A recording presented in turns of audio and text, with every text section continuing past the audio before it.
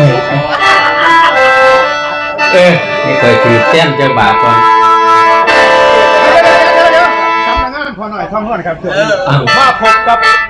พระเอกดังจากบ้านโคกรินครับพระเอกท่านาไหนวันดีบัตรศิวานี่ที่ไปที่มาครับคณะนกแก่นเรื่องครับคุณนักวรรณสมานชัยเพชรแท้ครับมือจะเพชรแท้ทุกเพชรบอลมาฟังผมว่าเพชรแท้ตามมาครับจากข้างช่องอีสานซุ่มห้าตัวเพื่อหน้าคอยเปิดให้ยังกูล่ำสีมันก็แบบนี้มวนมวนกับฟังล็อกพี่น้องนะ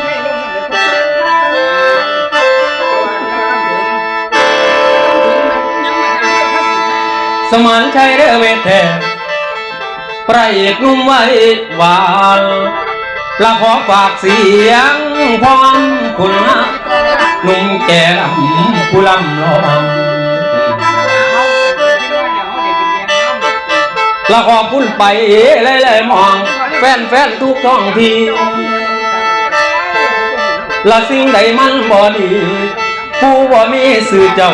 อย่าสั่งอายพี่ผู้ลำลานางเอ๋ยลาเพิ่นว่าเป็ดเด้อข้าลำมันจุ่มอยู่ดอกในตุ่มลาแฟนเพิ่นว่ามาถูเช็คดูยังมีค่าสมานใจระเบียบคือดาวอยู่ถึงฟ้าบนทอแสงเดือใสเด่นระเบียบคือจันวันเพ็ญพวงกำลังใส่ซองจ่าเรื่องคุณค่าสิบ่ลืมและคิดไปมาจังมันแสนปราบปลื้มและจนน้ำตามันไหลย้อยลิ้นลงในใจพี่และสัวสิมีวัน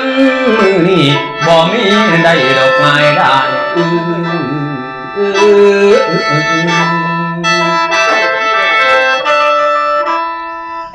ละมือสินิ้วผมสมานใช่เวทแท้ละพอภัยขอบคุณไป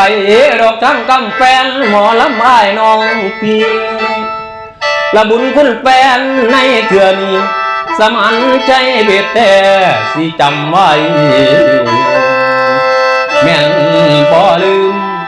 ละดื้อแฟนดื้อโอ้ย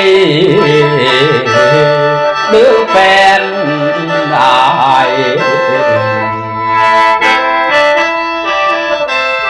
จากสิ่งนี้ผมสมานใช่เวียแต่ไปเมื่อวานของอำเภอเมืองเจดำนะครับเอาสมีเนาะขอบคุณหลายๆพี่น้องผู้ติดตามผู้เบิ่งกดแชร์กดไลค์ให้กันแล้วกันกับมีงานพี่น้องติดต่อได้เนาะครับในฝ่ายลำนกแกงแม่นผมสมานใช่เวียแต่ขอบคุณครับผม